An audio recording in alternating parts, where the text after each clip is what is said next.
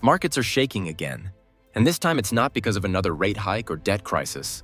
Washington is in panic mode, even before Beijing makes a single move. Scott Bessent, the new face of the US Treasury, is suddenly walking back Trump's threat of 100% tariffs on China. Behind the cameras, the reason is clear. America can't afford another confrontation. For decades, the US controlled the flow of money. Now, China controls the materials that make modern technology possible. The rare earths, the magnets, the batteries that power everything from missiles to Teslas. Beijing hasn't even tightened the valve yet, but Washington already feels the choke. As markets rally on rumors of a truce, one question lingers. Who's really in control? This fight isn't just about tariffs or trade, it's about power and how fast it's moving away from the dollar. Stay until the end. The numbers might surprise you. So, after Trump's shock announcement of 100% tariffs on every Chinese product, the world braced for chaos. But instead of enforcing the threat, Treasury Secretary Scott Bessent went on a charm offensive. Cameras followed him from London to Seoul as he repeated the same line. China is a bad actor and must be punished for weaponizing supply chains. This is China versus the rest of the world. They announced these export controls that are going to go into effect next month, and we have aggressively pushed back against them. It was the same script Janet Yellen used in 2023 and 2024 when Washington accused Beijing of industrial overcapacity. Back then, the story was about too many Chinese EVs and cheap steel flooding global markets. Now it's about rare earths, the metals behind every chip, missile, and electric motor. Bessent's warning came after the US quietly raised duties on several Chinese goods to as high as 145%. The result was immediate. In April and May 2025, Chinese rare earth exports to the United States plunged by more than 60%, sending shockwaves through tech and defense firms. But Beijing never fully closed the tap.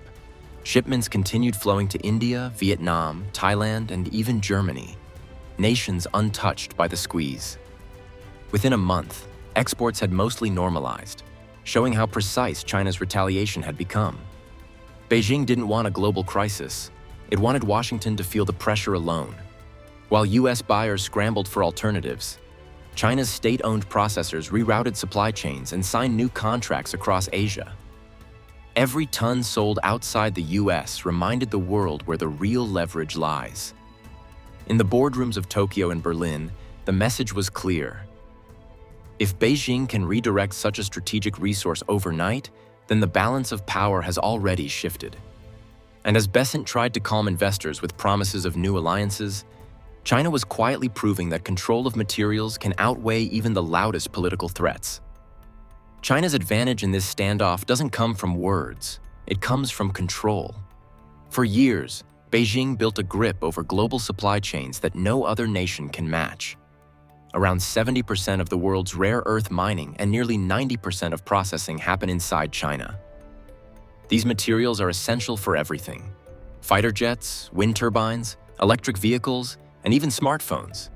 That gives Beijing two powerful levers to pull whenever pressure rises. The first is to tighten supply. By slowing exports, China can instantly raise production costs for American manufacturers. Every sensor, magnet, and battery becomes more expensive. Investors start hesitating. A Japanese chipmaker or an American drone company would think twice before expanding in a market that could lose access to affordable rare earths overnight. This psychological pressure alone can move markets faster than any tariff. The second lever is the opposite: flooding supply. By releasing large volumes at lower prices, China can crush new US mining projects before they even start producing. American firms like MP Materials already struggle to stay profitable without heavy subsidies. A wave of cheap Chinese rare earths could erase years of investment in just months. Beijing used the same tactic in 2015, when global prices fell nearly 60% after a brief export ban, and foreign competitors vanished. This strategy doesn't require loud threats. One short statement from China's Ministry of Commerce was enough to send a chill through Washington.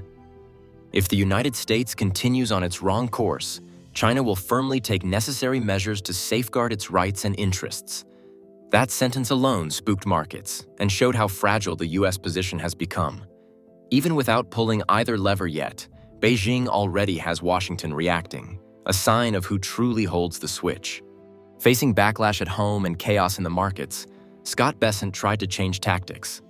Instead of pushing for more tariffs, he began calling for a global coalition to resist China's export controls, a revival of Washington's old Fortress America plan just dressed in new language.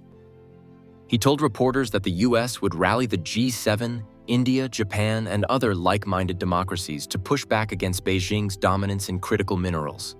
His promise sounded bold. We will not let these restrictions go on. But behind the scenes, the support wasn't there. Europe is already deep in recession risks, and its auto and green tech industries rely heavily on Chinese inputs, from lithium-ion batteries to rare earth magnets. Germany's EV sector alone imports more than 80% of its rare earth components from China. Japan and South Korea, both trying to recover from U.S. tariff shocks earlier this year, have no appetite for another disruption. India, meanwhile, is quietly expanding trade with Beijing despite political tensions. Bilateral trade exceeded $136 billion in 2024, and Chinese components remain critical for Indian solar and electronics firms. So, while Bessent spoke of unity, the world was moving in the opposite direction. Washington's attempt to isolate China revealed its own isolation instead. Global partners may agree on paper, but in practice, no one is willing to sacrifice their industries for America's strategy. And as Bessent struggled to rally support abroad, Beijing was preparing a far more powerful move, one that would strike at the heart of America's finances. As Washington tries to rebuild alliances, Beijing has already opened a new front, the financial one. China's quiet retreat from U.S. assets has now turned into a steady exodus. In 2016, Chinese investors completed over $57 billion worth of acquisitions and deals inside the United States. This year, that number barely reaches $2 billion, the lowest in more than a decade. At the same time, China continues trimming its U.S. Treasury holdings, either selling them outright or letting bonds mature without renewal. In just the last few months, Beijing has reduced its position by more than $25 billion, according to U.S. Treasury data. Each time Beijing sells, yields rise, pushing borrowing costs higher just as the Federal Reserve tries to ease policy. America's debt mountain, now above $37 trillion, becomes harder to manage when one of its largest creditors quietly steps back. Analysts estimate that every $100 billion decline in foreign demand adds roughly 10 to 15 basis points to long-term yields. This isn't panic selling, it's strategy. China is slowly untangling itself from the dollar system, converting its holdings into gold, commodities, and regional investments across Asia and Africa. While Washington debates tariffs, Beijing is shifting the foundation of global finance. The result is subtle but powerful, a steady weakening of America's financial leverage. And as the bond market shakes under this pressure, another set of numbers from China will soon make Washington's position look even more fragile.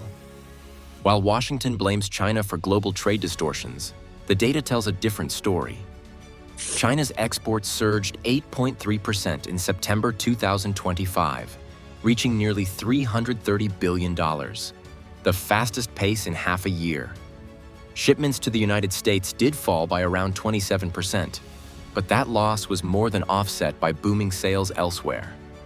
Exports to Southeast Asia, the Middle East, and Africa jumped 15 to 18%, driven by new trade corridors built through the Belt and Road Network.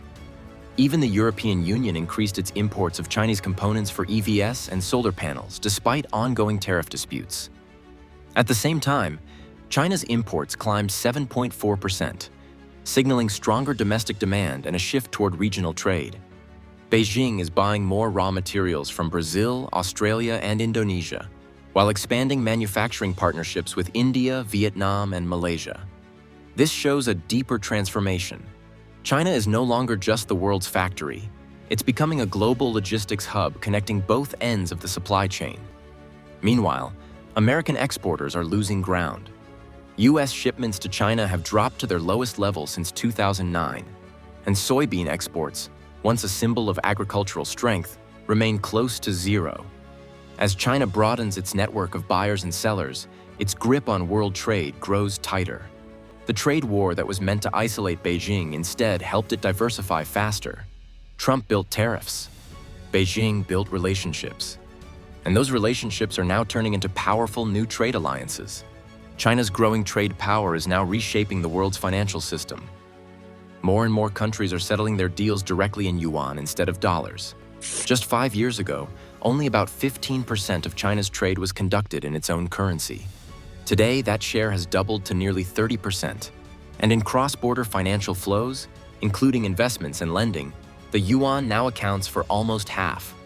The shift is accelerating as nations seek to protect themselves from US sanctions and payment restrictions.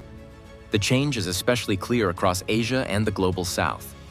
BRICS members like Brazil, Russia, and India are expanding yuan-based trade settlements, while more than 130 countries are now connected to China's CIPS payment network, Beijing's alternative to SWIFT.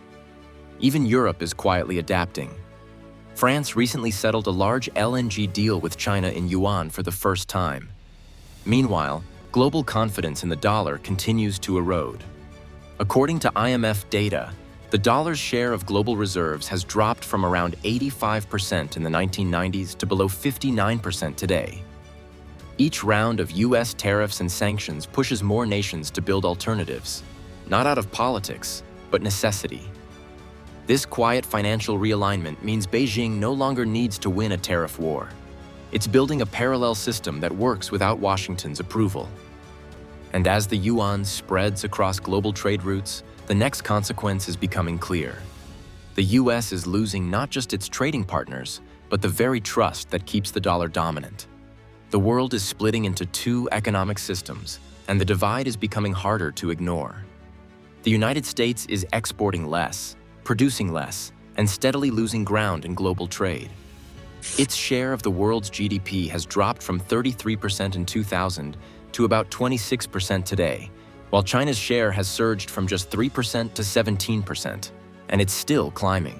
Beijing is using that growth to weave new trade and payment networks across Asia, Africa, and Latin America, places once dominated by the dollar. ASEAN nations now conduct a growing share of their trade in yuan, and BRICS Plus is building regional clearing systems that bypass US banks entirely. This transformation didn't happen overnight. China spent decades building ports, factories, and digital payment systems that tie its partners directly to its economy. It doesn't need confrontation to expand influence, just consistency. Scott Bessent's campaign to contain Beijing through PR and tariffs missed that reality. He tried to fight a global supply chain with a microphone. And while Washington talks about preserving leadership, Beijing keeps building it. One contract, one corridor, one payment link at a time. Washington can print dollars, but it can't print rare earths. The next great struggle won't be over tariffs or trade. It will be over who commands the world's currency. So, what do you think? Can the dollar survive the storm that's coming? Drop your thoughts below, hit subscribe, and I'll see you in the next one.